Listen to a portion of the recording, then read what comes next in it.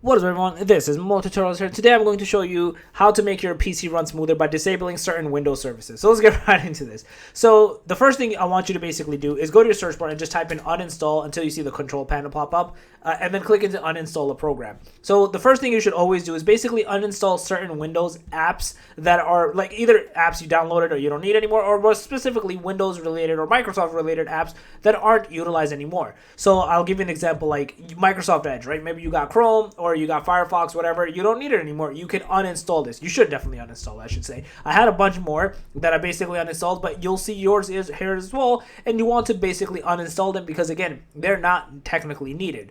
The next thing you want to do to basically enhance it is go right-click into the bottom, go to your task manager, click into, I believe, it's details, startup. Click into startup, and in here you're going to see basically these specific applications that start when the computer starts. You can see like Microsoft Copilot, and there's again Xbox. There's a few other ones that I just straight up deleted, and you can see like phone link. You don't need these. These are turned on while you're basically in the thing itself.